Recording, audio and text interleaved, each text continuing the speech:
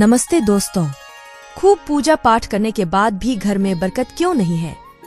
आपने बहुत लोगों को यह कहते हुए सुना होगा, मैं इतनी पूजा पाठ करता हूँ लेकिन उसका पूर्ण फल मुझे नहीं मिलता है। इस वीडियो में हम उसका कारण बताएंगे। असल में जाने अनजाने में कुछ लोग पूजा के दौरान कई तरह की गलतियां कर बैठते हैं, जिसकी वजह से उन्हें पूजा का फल नहीं मिल पाता और पूजा अधूरी रह जाती है। ऐसे में अगर आप गलत विधियों और नियमों के साथ पूजा करते हैं तो इसका विपरीत प्रभाव भी पड़ सकता है। चलिए जानते हैं कि घर और मंदिर में पूजा करने का सही तरीका क्या है। लेकिन उससे पहले अगर आप भी चाहते हैं कि लक्ष्मी माता का आशीर्वाद हमेशा आपके साथ रहे तो इस वीडियो को एक लाइक करें और चैनल को सब्सक्राइब करें और कमेंट बॉक्स में जय लक्ष्मी माता जरूर लिखें। नंबर 1, किसी भी देवी देवता या भगवान का पूजन करने से पहले स्नान किया जाता है। स्नान के पश्चात शांत मन से भगवान के सामने आसन पर बैठा जाता है। पूजा कभी भी खड़े होकर नहीं करनी चाहिए और न ही खाली फर्श पर बैठकर पूजा करनी चाहिए। कुछ लोग पूजा करते समय जमीन पर ही बैठ जाते हैं, जो कि बिल्कुल गलत है। जिस तरह से आपने भगवान को बैठने के लिए आसन दिया है, ठीक उसी प्रकार स्वयं भी आसन पर ही बैठें। शास्त्रों में कंबल और कुश के आसन को पूजा के लिए शुभ माना गया है। नंबर 2, इस बात का भी ध्यान रखें कि पूजा का स्थान घर के फर्श से थोड़ा ऊपर होना चाहिए, क्योंकि भगवान अतुल्य और श्रेष्ठ हैं। इसीलिए आप अपनी बराबरी में उनकी पूजा ना करें। पूजा के लिए भगवान को किसी चौकी में या फिर फर्श से ऊंचे स्थान पर स्थापित करें। इसके अलावा पूजा घर में देवी देवताओं की मूर्तियों को कभी भी दीवार से सटाकर नहीं रखना चाहिए। पूजन करते समय आपका मुंह उत्तर या फिर पूर्व की दिशा में ही होना चाहिए। घर या किसी भी मंदिर में पूजा संपन्न करने के बाद भगवान से अपनी भूल के लिए उनके समक्ष क्षमा याचना जरूर कर लेनी चाहिए।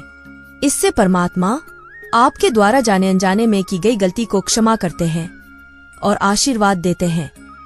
नंबर 3, पूजा घर हमेशा घर के ईशान कोण में ही रहना चाहिए। पूजा घर में किसी एक देवी देवता की मूर्ति एक से ज्यादा नहीं होनी चाहिए।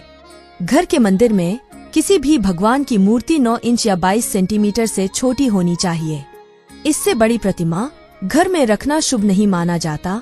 बड़ी प्रतिमा को मंदिर में रखना चाहिए।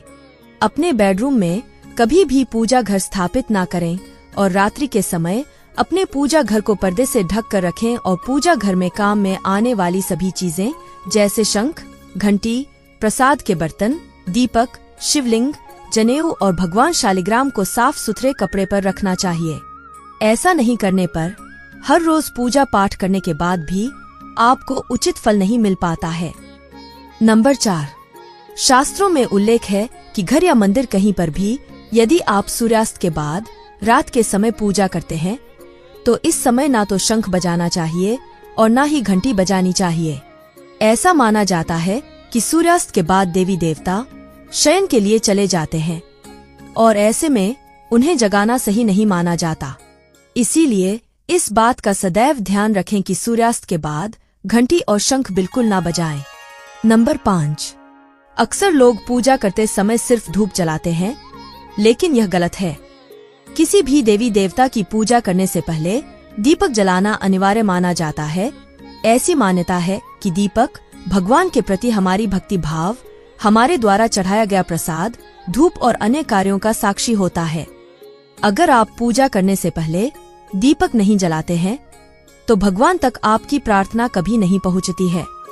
आजकल ज्यादातर घरों में अगरबत्ती का इस्तेमाल किया जाता है, परंतु कभी भी पूजा करते वक्त अगरबत्ती का इस्तेमाल नहीं करना चाहिए, क्योंकि अगरबत्ती में बांस की डंडी का इस्तेमाल किया जाता है। हिंदू शास्त्रों में पूजा में बांस का इस्तेमाल वर्जित माना गया है। इसलिए हमेशा पूजा में दीपक का इस्तेमाल करना चाहिए। नंबर 6, अपने मंदिर या पूजा घर में कभी भी नग्न मूर्तियां ना रखें। देवताओं को वस्त्र सिलकर पहनाएं। आजकल बाजार में भी देवी देवता के वस्त्र उपलब्ध होते हैं, आप चाहें तो बाजार से ले सकते हैं। हमेशा देवता की पसंद के अनुसार या फिर शुभता को ध्यान में रखते हुए ही वस्त्र धारण करवाना चाहिए। सूर्य, गणेश, दुर्गा, शिव और विष्णु यह पंचदेव कहलाते हैं। इनकी पूजा सभी कार्यों में अनिवार्य रूप से की जाती है। प्रतिदिन पूजन करते समय इन 5 देवों का ध्यान अवश्य करना चाहिए। इससे माता लक्ष्मी की कृपा और समृद्धि प्राप्त होती है। नंबर 7, आप चाहे किसी भी देवी देवता का पूजन कर रहे हों, लेकिन सर्वप्रथम हमेशा भगवान गणेश को ही प्रणाम किया जाता है। किसी भी हवन या किसी भी शुभ कार्य की शुरुआत भगवान गणेश को प्रणाम करके ही की जाती है। ऐसा कहा जाता है कि भगवान गणेश को प्रणाम किए बिना पूजा करने से उसके फल की प्राप्ति नहीं होती है। नंबर 8, बिना सिर ढके पूजा नहीं करनी चाहिए। मान्यता है कि बिना सिर ढके पूजा करने से इसका पूर्ण फल आपको प्राप्त नहीं होता है। पूजा के दौरान सिर ढकना भगवान के प्रति श्रद्धा भाव को दर्शाता है। पूजा के दौरान सिर ढकने का धार्मिक कारण के साथ वैज्ञानिक कारण भी बताए गए हैं। इसलिए स्त्री हो या पुरुष पूजा के दौरान सिर जरूर ढके। कभी भी भगवान को एक हाथ से प्रणाम नहीं करना चाहिए। हमेशा पूरी तरह से झुककर दोनों हाथों से प्रणाम करना चाहिए। नंबर 9, जब भी आप पूजा करने किसी मंदिर में जाते हैं तो आपको मंदिर में जो प्रसाद मिलता है उसे मंदिर में ही खाना चाहिए। भले ही आप उस प्रसाद का थोड़ा सा हिस्सा ही मंदिर में क्यों न खाएं, बाकी हिस्सा घर ले जाने के लिए रख सकते हैं। यह ईश्वर के प्रति आपकी श्रद्धा का प्रतीक है। आप जब भी मंदिर जाते हैं तो आपको एक बार घंटा जरूर बजाना चाहिए। ऐसा माना जाता है कि घंटा बजाने से आपका संदेश सीधा ईश्वर तक पहुंचता है। घर में पूजा करने के बाद शंख और घंटी को बजाना महत्वपूर्ण माना जाता है। इससे घर में सकारात्मक ऊर्जा आती है। नंबर 10, हमेशा इस बात का ध्यान रखें कि कभी भी दीपक से दीपक नहीं जलाना चाहिए। शास्त्रों के अनुसार जो व्यक्ति दीपक से दीपक जलाते हैं वह रोगी ही होते हैं। नहाने से पहले ही भगवान को चढ़ाने के फूल को तोड़ लेना चाहिए। नहाने के बाद फूल तोड़ने पर फूल स्वयं को चढ़ाया हुआ माना जाता है। ऐसा शास्त्रों में कहा गया है। पूजा पाठ करते समय या फिर किसी भी समय दीपक, शंख, भगवान की मूर्ति या तस्वीर, सोने के आभूषण और शालिग्राम को कभी भी सीधे जमीन या फर्श पर नहीं रखना चाहिए। नंबर 11, घर या मंदिर में पूजा के समय भगवान की आरती करते समय भगवान विष्णु के सामने 12 बार, सूर्य देव के सामने 7 बार, देवी दुर्गा के सामने 9 बार, शंकर भगवान के सामने 11 बार और गणेश जी के सामने 4 बार आरती घुमानी चाहिए। इससे पूजा पाठ का सकारात्मक फल मिलता है। आपको किसी भी मंत्र का जाप करने के पश्चात आसन के नीचे की भूमि को स्पर्श कर नेत्रों से लगाना चाहिए। इससे आपको जाप के पूर्ण फल की प्राप्ति होती है। नंबर 12, अगर आप किसी खास प्रयोजन के लिए कोई पूजा अनुष्ठान करते हैं तो उसमें लिए संकल्प को पूरा करने में ज्यादा समय नहीं लगाना चाहिए।